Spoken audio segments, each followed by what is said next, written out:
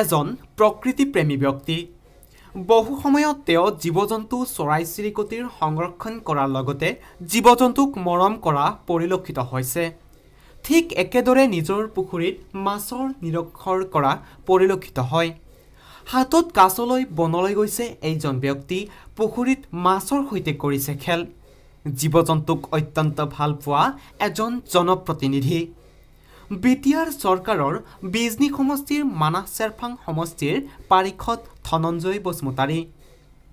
চিৰাং জিলাৰ পাণবাৰীত বসবাস কৰা ধনঞ্জয় বসুমতাৰী জীৱ-জন্তু আৰু চৰাই-চিৰিকটিৰ প্ৰতি থকা আনুগত্য ভালপোৱাই দৃষ্টি আকৰ্ষণ কৰিছে বহুতৰে। কেতিয়াবা যদি দুষ্প্ৰাপ্য প্ৰাণী উদ্ধাৰ কৰি এৰি দিছে মানাহ ৰাষ্ট্ৰীয় উদ্যানত, আন কেতিয়াবা ধৰিছে কাছ। সম্প্ৰতি গৰাকীয়ে আৰম্ভ কৰিছে মৎস্য পালন।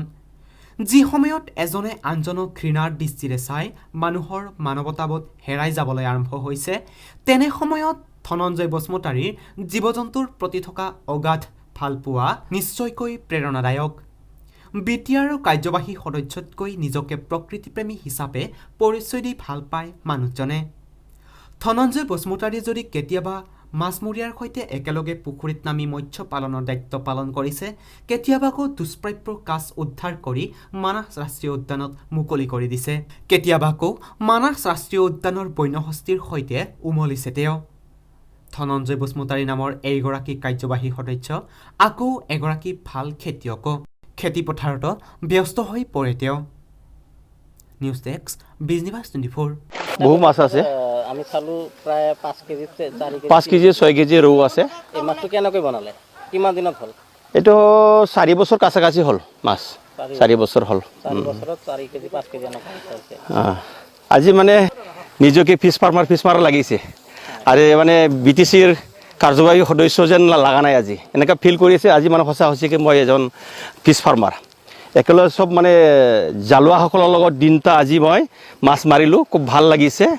বহুত মাছ দেখা পালোঁ, মানে সৰু মাছটো আমি ট্ৰান্সফাৰ কৰিলোঁ, 2-3 জাগাত আমি দিব পাৰিলোঁ, যাতে সোনকালকৈ ডাঙৰ হয়। যাতে এটা পুখুৰীত ৰাখিলে মাছটো ডাঙৰ নহয়, সেইটো আকৌ ট্ৰান্সফাৰ কৰি থাকিব লাগে, সেইটোৰ কাৰণে আমি বহুত মাছ আজি ট্ৰান্সফাৰ কৰিলোঁ। আমি দেখিবলৈ পাইছোঁ আপুনি জংঘলৰ লগত জড়িত আৰু প্ৰায় মাছৰ লগতো জড়িত। অকল মাছ নহয়, অকল জংঘল নহয়, সেইটো আজিৰ কথা নহয়। মোৰ আচলতে আজি বহু বছৰৰ পৰা জংঘলৰ লগতে এটা সম্পৰ্ক আছে, আৰু এজ এ ফিছ ফাৰ্মাৰ হিচাপে নিজকে মানে এটা নিষ্ঠাবান মানে কৰ্মী হিচাপে বা জালুৱা বা মাছ মাৰা হিচাপে মই নিজকে ভাবোঁ।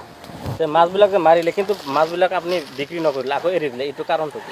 এতিয়াতো মাছৰ বজাৰ নাই নহয়, সেইটো আমি উৰুগাত, যিটো মানে উৰুগা মাঘ বিহু হয়, মাঘ বিহুত আমি মানে পেপাৰৰ এডভাৰটাইজ কৰি পেলাই আমি বিক্ৰী কৰিম ইয়াৰ পৰাই।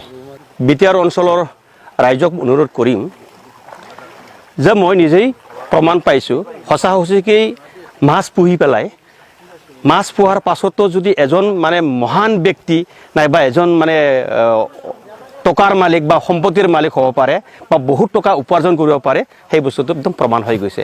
গতিকে বিটিআৰ অঞ্চলৰ যিমান ফিছ ফাৰ্মাৰসকলক অনুৰোধ কৰিম, আজি যিসকলে ব্যক্তিয়ে ফিছ মানে ফাৰ্মিং কৰি আছে, সেইটো ডাঙৰ ব্যৱসায়ী ভিত্তিত কৰাৰ কাৰণে মই অনুৰোধ কৰিম। আজি ছাৰ আমি চালোঁ আপোনাৰ পুখুৰী প্ৰায় 4 বিঘা বা 5 বিঘা হ'ব। এই 5 বিঘাত আপুনি যিমানখিনি মাছ চালোঁ, ইয়াতে কিমানখিনি উপাৰ্জন হ'ব বুলি এটা আইডিয়া? এইটো 5 বিঘা নহয়, এইটো 7 বিঘা আছে টোটেল। কিন্তু যিটো দেখা গৈছে আজি ইয়াত মাছ চালোঁ আমি, মেক্সিমাম মানে 30-ৰ পৰা 40 কুইণ্টেল মাছ ওলাব ইয়াতে। ৰৌ ৰৌবিলাক কিমান? ৰৌটো মোটামুটি 5-6 কেজি হৈছে এটাত।